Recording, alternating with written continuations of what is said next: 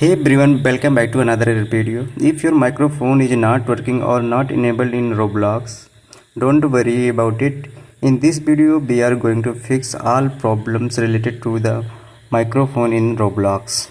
So watch the video till the end. First of all, go to the setting and wait for it to open. Then click on the privacy and scroll down. In the input section, as you can see, no microphone option is seen here. Then how to open it? Follow the step carefully to solve this problem.